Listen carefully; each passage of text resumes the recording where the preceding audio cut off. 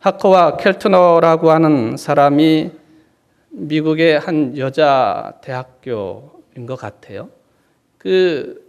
한 40년 전에 만들어진 여성들의 학생들의 졸업 앨범을 가지고 연구 조사를 한 것이 있습니다. 졸업 앨범에 그 여자들의 얼굴은 단 한 장밖에 남아있지 않습니다.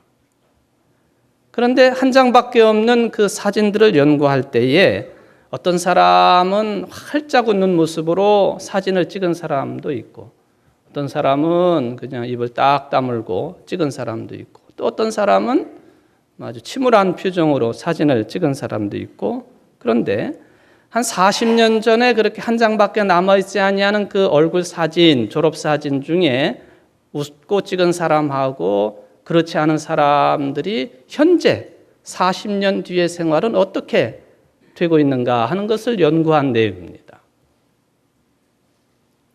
별 연구를 다 했죠.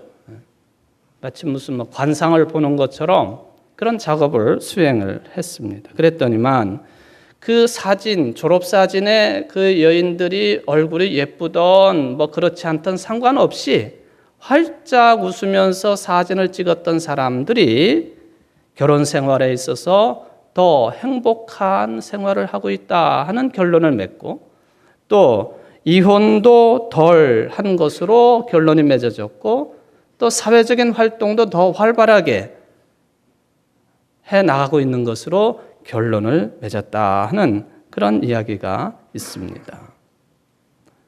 웃는 얼굴 하나만으로도 많은 것을 예측할 수 있다 하는 그런 이야기죠. 오늘 저는 빌립보서 말씀을 선택을 했습니다만은 이 빌립보서는 전체적인 별칭이 기쁨의 책으로 알려져 있습니다. 기뻐하라고 하는 권고가 반복되기 때문에 그렇습니다. 오늘 본문이 바로 그런 내용으로 시작하지 않습니까? 주 안에서 항상 기뻐하라. 내가 다시 말하노니 기뻐하라. 우리 같이 한번 해볼까요? 주 안에서 항상 기뻐하라. 주 안에서 항상 기뻐하라 합니다. 그런데 참 놀라운 것은 바로 이 빌립보 교인들에게 바울이 로마에 있을 때 편지를 쓴 것인데 그냥 평안할 때 쓴 편지가 아니라는 것입니다. 바울이 로마의 감옥에 갇혀 있으면서 빌립보 교인들에게 편지를 써서 보냈는데 주 안에서 항상 기뻐하라. 내가 다시 말하노니 기뻐하라. 그렇게 쓴 거예요. 참 대단한 인물 바울입니다.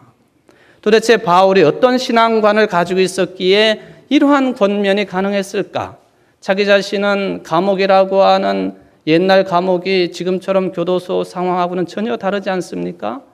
토굴처럼 파놓은 땅 속에 습기가 가득하고 벌레가 기어다니고 발에 착고가 차여 있고 그런 상태에 있는 바울이 빌립보 교인들에게 권면해요. 주 안에서 항상 기뻐하라.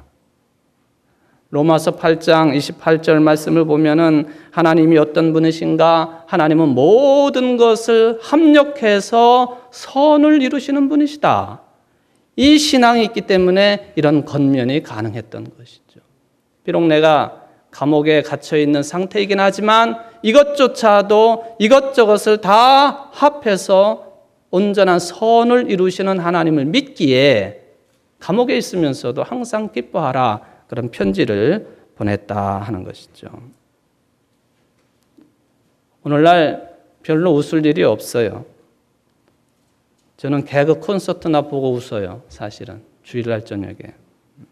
그런데 별로 웃을 일이 없는 때라 하더라도 사도 바울처럼 모든 것을 합력해서 선을 이루시는 전능하신 하나님, 좋으신 하나님, 그 하나님 때문에 조건이 맞지 않아도 조건 없이 기뻐하는 우리 청주제일교회 모든 성도들 되시기를 주의 이름으로 축원을 드립니다. 참 좋은 말이에요. 복음의 말씀입니다. 문제는 우리가 그렇게 살지를 못한다고 하는 것이 문제가 되겠습니다. 항상 기뻐한다? 불가능한 것 같아요. 오히려 모든 상황을 돌이켜보면 짜증스러울 때가 많습니다. 우리 주변에도 언제나 불평이 가득 차 있고 불만이 습관적으로 입에 배어 있고 몸에 배어 있는 사람들이 참 많습니다. 만사가 못마땅해요. 하는 말마다 언제나 모든 일, 모든 사람들에 대해서 부정적인 말만 항상 쏟아냅니다. 통계 수치로 보면은 삶의 조건이 좋은 사람들이 그렇지 못한 사람들보다도 행복을 더 많이 느끼고 그래서 삶을 더 엔조이하고 기쁘게 산다라고 되어 있습니다. 그러니까 모든 사람들이 그런 그 기쁨의 삶을, 풍족한 삶을 위해서 삶의 환경을 개선하고 많은 돈을 벌려고 부자가 되려고 높은 곳에 올라가려고 애를 쓰는 것 아닙니까?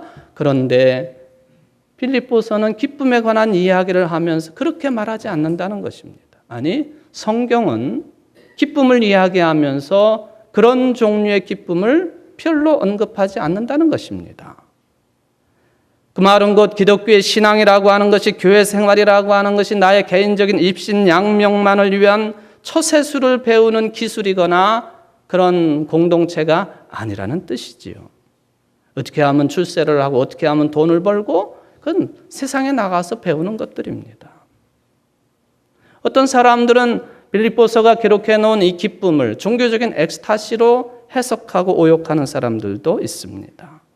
말하자면 세상이야 어떻게 돌아가든지 말든지 간에 신앙 안에서 초월적인 존재로 그런 상태로 나 자신은 잃어버리고 망하의 차원에서 신과 합일된 상태, 이게 여기서 말하는 기쁨이 아니냐 하고 해석하는 사람들도 있습니다.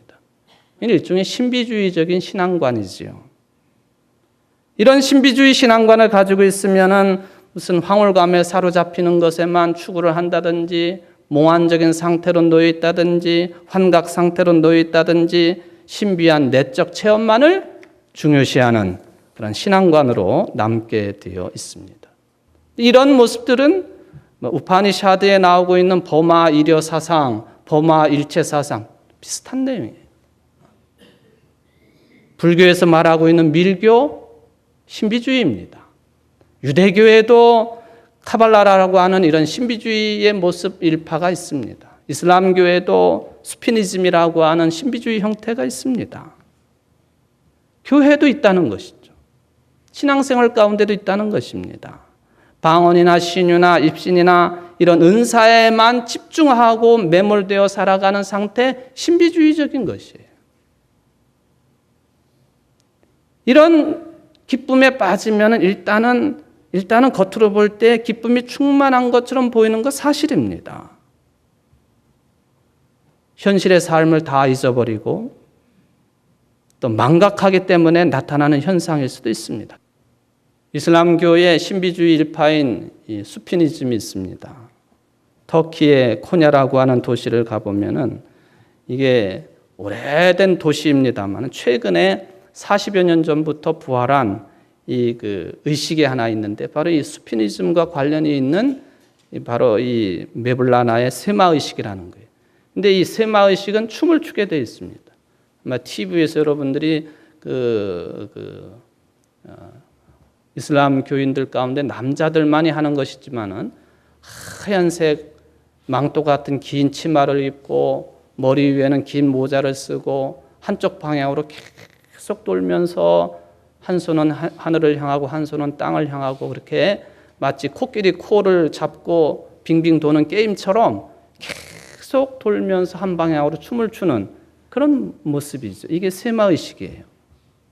근데 이것을 무슨 10바퀴, 20바퀴 도는 게 아니고 1시간, 2시간, 3시간. 여러분 한번 상상해 보세요. 여러분 코를 잡고 한 방향으로 한 10바퀴만 돌아도 그냥 팽팽 휘둘려가지고 쓰러질 터인데 이 사람들은 몇 시간씩 그 춤을 춰요. 물론 그것은 그런 춤을 배우는 학교에서 배우고 그런 경지에 올라서야만이 가능한 일이 되겠습니다만 왜 그러느냐? 신과 합의를 이루기 위해서 신과 하나가 되면은 그 세상에서 경험하지 못하는 기쁨을 누리기 때문에 그 춤을 추는 거예요. 그런데 빌립보서가 그런 종류의 기쁨을 말한 것일까요? 빌립보에서 말하고 있는 기쁨의 종류 근원이 뭐냐? 명확치는 않습니다. 아마도 바울도 이 편지를 받는 빌립보 교인들도 그 기쁨의 근원이 뭔지는 이미 잘 알고 있는 것 같아요.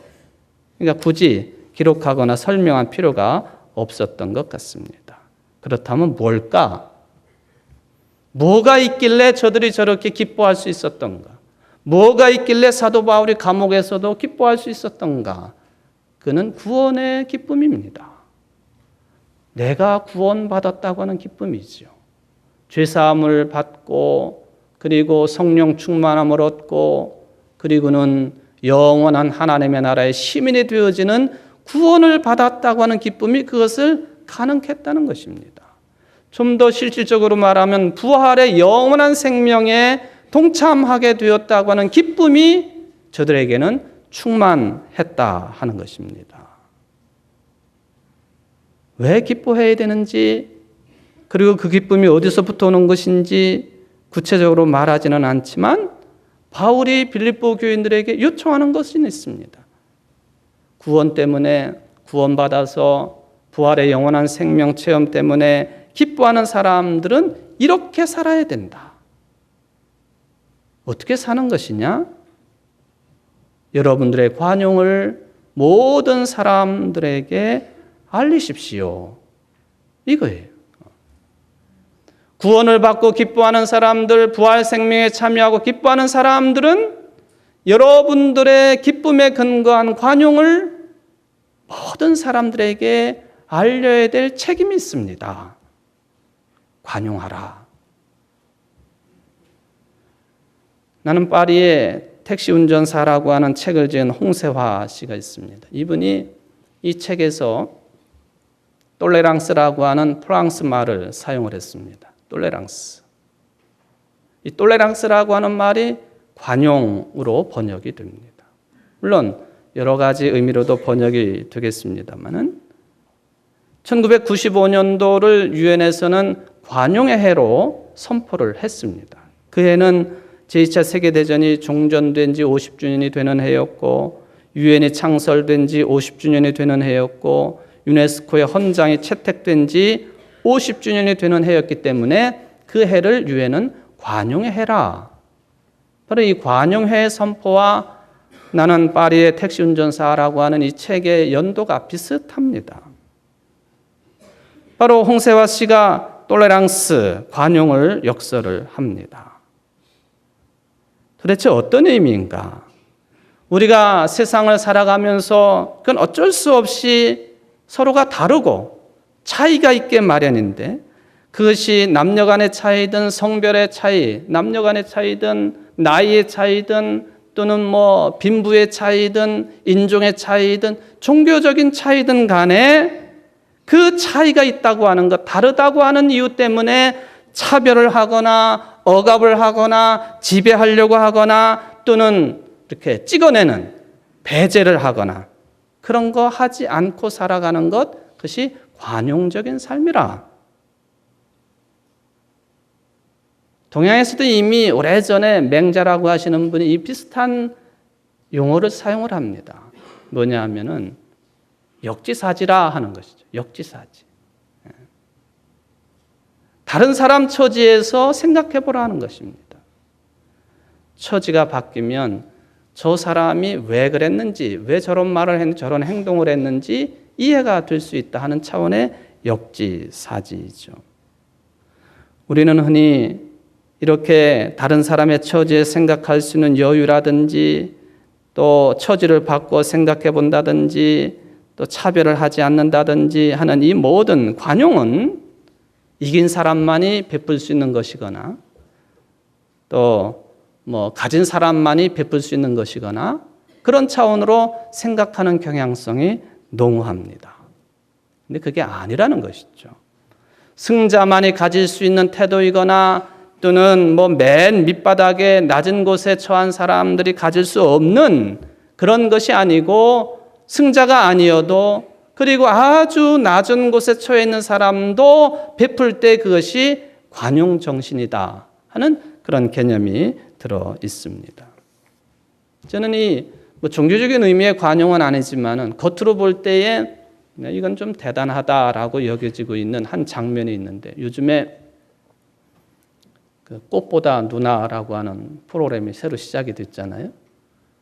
이승기라는 사람하고 여러 명의 이제 탤런트들이 함께 여행을 가는 프로그램이죠.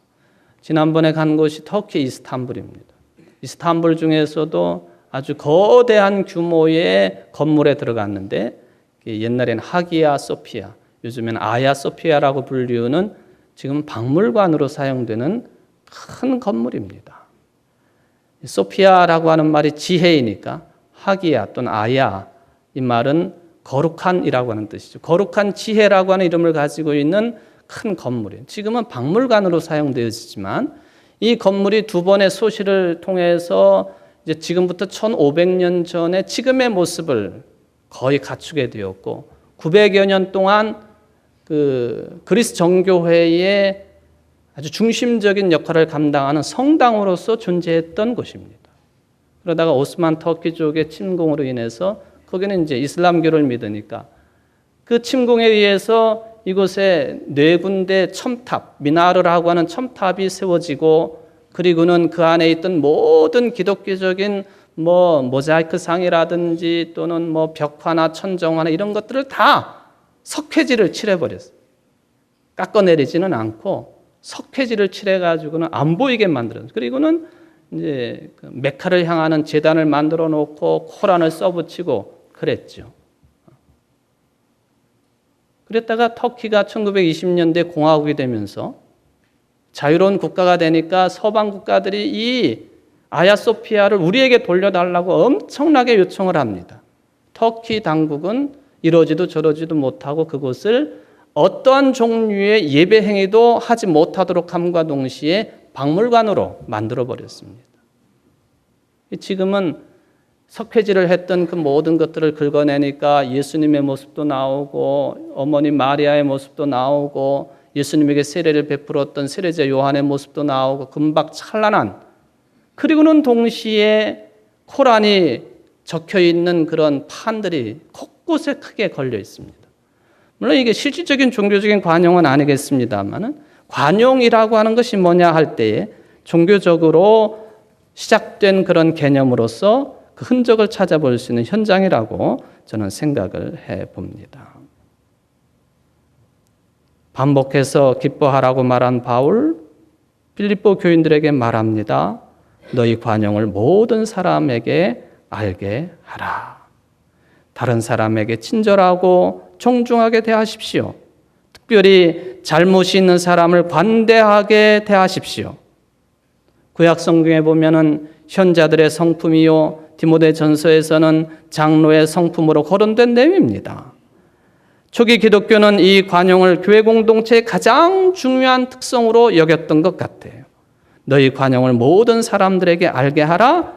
관용하고 살아가는 것이 교인의 정체성이요, 교회의 정체성이라 그런 개념이 되겠다 하는 것이죠. 그런데 말처럼 쉽지는 않습니다. 나 자신을 보더라도, 우리 주변을 둘러보더라도 관용보다는 비난하고 배격하고 내 기준에 따라서 찍어내는 일에 익숙한 것이 우리네 삶이 아닙니까? 적대적입니다. 싸움이 일상화되어 있습니다. 정치, 교육, 노동, 기업 모두가 적으로 여기면서 싸우고 있습니다. 나와 다른 사람 찍어내기 바쁜 사회입니다. 관용 찾기가 쉽지 않습니다. 교양 있는 사람이라고 한다면 그러지 않겠습니까? 교양을 쌓는다고 해가지고는 이런 문제가 해결되는 것 아닌 것 같습니다. 교양 있는 사람은 아주 교양 있게 싸워요. 싸우는 건 똑같아요. 교양 있는 사람은 교양 있게 싸우고 교양 없는 사람은 교양머리 없게 싸우고 싸우는 건 똑같아요. 서로를 경쟁의 상대로만 여기기 때문에 그렇습니다.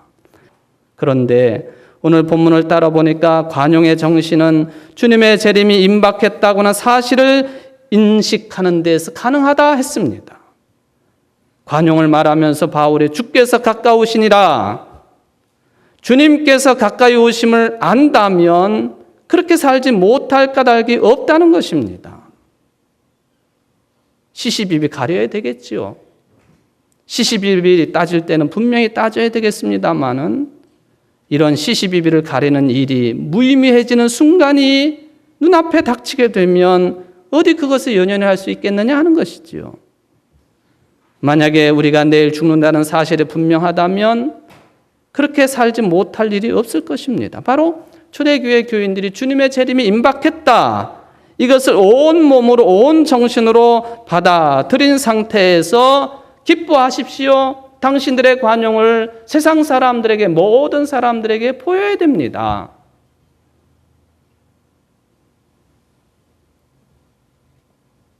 사랑하는 성도 여러분, 여러분들이 살고 있는 사회생활, 가정생활, 교회생활, 정말로 주님께서 가까우시다는 이런 신앙과 연결이 되어 있습니까? 이런 신앙은 거리가 멀고 팍팍한 실제적인 삶은 가깝게 느껴지기 때문에 신앙과 삶이 일치를 이루지 못합니다. 이런 신앙 안에 정말 우리가 들어가서 그 영성의 중심으로 들어가야만이 가능한 것입니다. 주께서 가까우니라. 생사 여탈권을 쥐고 계시는 퀴리오스인 주님께서 가까이 계시다. 예수님께서 말씀하십니다. 때가 찼고 하나님의 나라가 가까이 왔으니 회개하고 복음을 믿으라. 가까이 계시다가 아니고 이미 예수님은 우리 속에 계시고 우리 가운데 계십니다. 그러니 어찌 관용하지 않을 수가 있겠습니까? 관용의 기쁨의 삶을 요청하십니다. 부활의 생명을 살아가는 사람들이 바로 그 안에 있는 사람들이, 기쁨의 근거 속에 있는 사람들.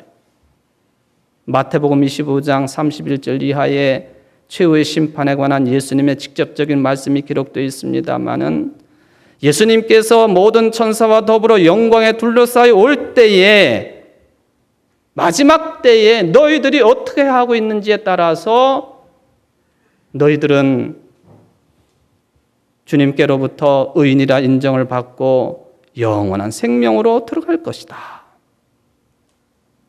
헐벗은 사람에게 먹이고 입히고 마시게 하고 감액을 갇힌 사람을 찾아보고, 우리가 언제 그렇게 했습니까? 주님께 언제 그렇게 했습니까? 아니, 너희들 옆에 있는 작은 자 하나에게 그렇게 한 것이고 나에게 한 것이다. 그게 관용이라는 거예요. 저는 어제 롯데시네마 앞에서 2013년 충북지역 구세군 자선냄비 모금을 위한 희종식 순서에 축사가 있어서 그 참여를 했습니다. 자선 사업을 위한 행사입니다. 자선, 체리티라고 하는 이 자선이 바로 관용이에요. 관용. 너그러운 마음입니다. 도저히 우리가 너그러운 마음을 가지지 아니하고 어찌 주님의 가까이 오심을 우리가 준비하겠느냐 하는 것입니다. 사람에 대한 너그러움, 교회에 대한 너그러움, 동물에 대한 너그러움, 자연에 대한 너그러움, 특별히 우리의 사랑의 손길을 기다리고 있는 이 추운 날씨에 이웃들에 대한 너그러운 마음 없이 어찌 우리가 주님께로부터 의인이란 판단을 얻을 수가 있겠느냐 하는 것입니다. 우리 자신에게 물어봅니다. 우리 교회의 성도들은 이러한 종말론적인 희망 가운데 서로에 대해서 관용하고 있는지, 불우한 이웃들에 대해서 차선의 마음을 가지고 살고 있는지 잊지 마십시오. 주님께서 우리 가운데 계십니다. 주님께서 가까이 계십니다. 이러한 너그러운 마음으로 행함이 있는 믿음의 사람으로 죽지 아니하고 살아있는 이 계절 되시기를 주의 이름으로 축원을 드립니다.